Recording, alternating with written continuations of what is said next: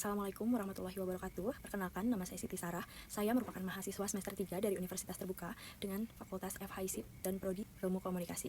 Pada video kali ini, saya akan menjawab terkait tugas 1. Untuk soal yang pertama, term pada hakikatnya memiliki banyak jenis, maka sebutkan dan jelaskan 3 jenis dari term tersebut dan berikan contohnya. Pertama merupakan term konkret atau abstrak.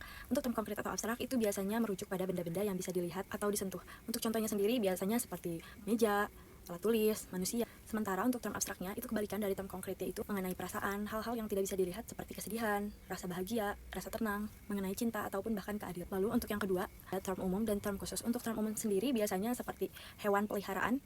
Untuk konotasi hewan peliharaan ini banyak maksudnya. Jadi bisa kucing, bisa anjing, bisa kambing atau bahkan sapi. Lalu untuk term khususnya sendiri itu lebih spesifik dibanding term yang umum. Untuk term khususnya contohnya peliharaan kucing. Peliharaan kucing itu bisa kucing Persia, bisa kucing kampung atau bahkan kucing Anggora. Contohnya kucing peliharaan itu milik saya atau kucing peliharaan itu milik Anda. Untuk term konkret dan abstrak yang pertama saya sebutkan itu termasuk ke dalam term berdasarkan konotasi yang biasanya kita temukan dalam kehidupan sehari-hari. Dan untuk term yang kedua, yaitu term umum dan khusus, itu termasuk ke dalam term berdasarkan denotasi yang bersifat relatif. Lalu untuk yang terakhir ada term sifat atau kualitatif. Biasanya term sifat ini menyebutkan ciri atau sifat dari hal tertentu. Contohnya seperti baju yang saya pakai. Baju yang saya pakai bermotif belang. Berarti bermotif belang merupakan sifat dari baju itu sendiri. Lalu saya akan menjawab terkait soal nomor 2 tentang bentuk dan contoh terkait sesat dalam berpikir serta bagaimana kita menghindari agar tidak sesat dalam berpikir. Untuk sesat pikir sendiri terdiri dari 3 jenis. Yang pertama sesat pikir formal, verbal, dan material.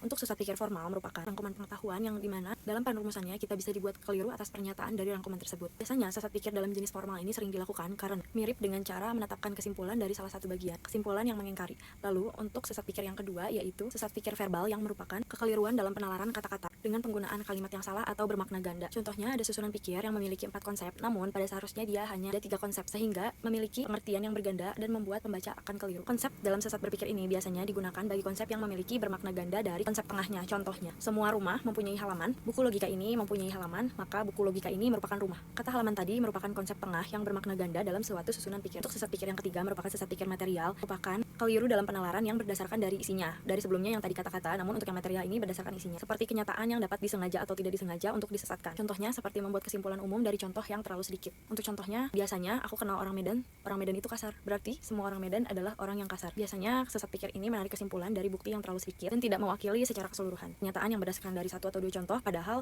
dari contoh itu belum tentu mewakili secara keseluruhan bahwa orang Medan itu kasar-kasar. Untuk kesimpulannya sendiri itu sangat terlalu cepat dan tidak adil. Untuk menghindari kesalahan dalam sesat pikir sendiri, pertama yang harus kita punya adalah bagaimana kita harus punya sifat untuk berpikir kritis. Kita harus cari tahu dulu terkait bukti dan fakta-fakta yang terjadi, apakah pernyataan itu memang terjadi secara benar atau hanya menyesatkan pikiran dan membuat kita keliru saja. Lalu kita perlu mendengarkan lawan bicara kita dengan teliti dan kita jangan memotong obrolan saat mereka belum selesai untuk berbicara agar tidak terjadi kesalahpahaman dalam sesat berpikir. Lalu ketika kita sedang berargumen dengan seseorang, kita harus fokus terhadap ide dan kita jangan mudah terpancing terhadap lawan bicara kita, kepribadiannya terutama. Dan untuk yang terakhir, kita perlu mengenali jenis-jenis dan contoh dalam sesat berpikir. Ketika kita mendalami sesuatu, semakin kita paham terkait dengan jenis dan bentuk, kita akan semudah untuk menghindarinya. Semakin mudah juga untuk kita mengantisipasi terkait sesat dalam berpikir.